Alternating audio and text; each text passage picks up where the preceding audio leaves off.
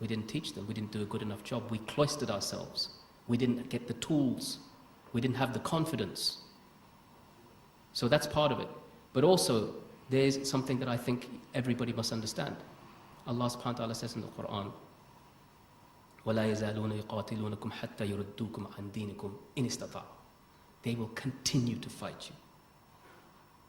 Continue to fight you until you turn back from your religion, if they're able to do so. That's also something important for us to remember. That there will be amongst them people who do that. And they would want us to change our faith, our community, our very identity. So this is, in a sense, it's a battle for identity. And we need to have a shakhsiyya Islamiyya, we need to have an Islamic identity, and that needs to become prevalent over all other identities that we may carry. From him as to what's happened over these years? That's extra. The question is that the 12-year-old son, Ahmed, who's been returned to Pakistan, has there been any information that we've been able to get from him or his family talked about it? The answer in short is no. And the reason for that, we're told, again, it's from the family, is that they don't want to expose him to anybody. They don't want him to expose him to the media, to anything that may harm him or even harm the case of his mother, more importantly. Remember, the other thing is that he's 12 now. He's 12 now. But he was taken, and when he disappeared, it was in 2003. So he would have been around 6. And I can tell you this much. I was taken in the middle of the night with my children present. They didn't do anything to me in front of my children other than shackle me, hood me, carry me away. That's all that my children saw. But to this day, my children do not talk about it with me.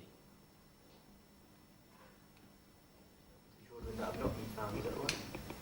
Two? Yeah, the two children. Yes. Two children that have not been found. I mean, couldn't we raise awareness as in, it's a child campaign as well? The brother asked a very important question, and that is about the 2 children who are still missing, not accounted for. Shouldn't we raise a campaign for them? We should. There's no doubt about it, we should. When we talk about Afia Siddiqui, we don't talk about her in isolation of her children. We talk about her, in fact, as a mother. And we talk about her as, and we also say that her 2 children are unaccounted for. Now, I don't know where the children are. I don't know. There's all sorts of rumors that have been put about. And that's what I said. There's one thing about Afia's case that is troubling, is that the facts and the information that we would normally expect have not come out. So we can only go on the assumption of what we've been told, and that is that the children are missing. And if they're missing, that means they need to be found. There is a bit of a wall of silence from people that are involved, and we're trying to understand why that is. There may be reasons for this. But part of the campaign, let me be clear, part of the campaign for Afia Siddiqui is to seek where the children are, what happened to the children. It's important, it's imperative. It's more important than what happened to us than what Afia's case is, in my estimation, because we know where Afia is. We don't know where the children are.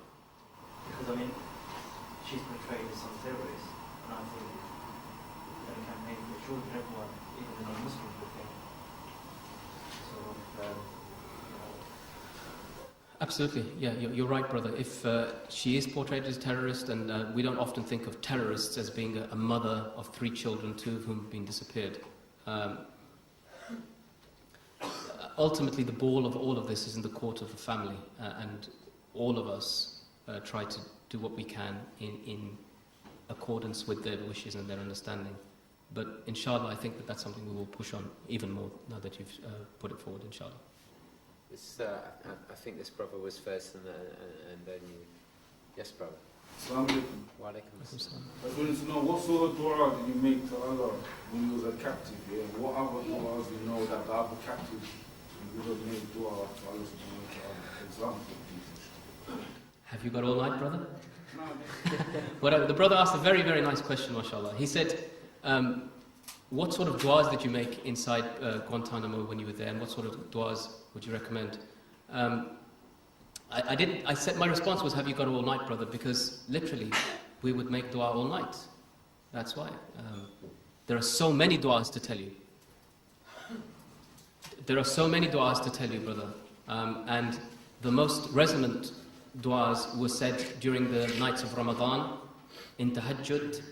And those du'as, they were echoed across Guantanamo. And remember, Guantanamo is this prison camp of the enemy where the first captive Muslims ever bought the adhan. And they first bought the first ever dua.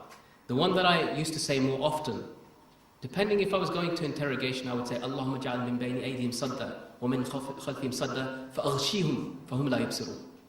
Oh Allah, put in front of them a barrier and make them blind so that they cannot see anything about my life. One I used to say for protection was Bismillah alladhi la yadurru ma'a ismihi shay'un fil ardi wala fis sama' wa huwa as-sami'ul alim. I remember these things from before, from doing my adhkar and learning them, but I only understood their power when I needed them. Allahumma, this dua, of course, it's the one that says, in the name of the one from whom nothing in the heavens or the earth can harm you, and he sees all and hears all.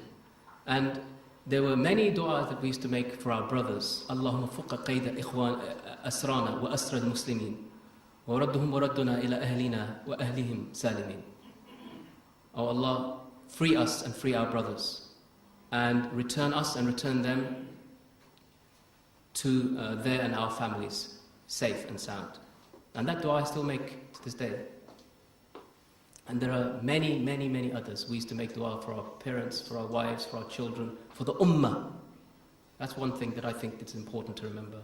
Whilst we used to, and the brothers still, make dua for you over here, is it possible that you've forgotten them in yours? Because they haven't forgotten you.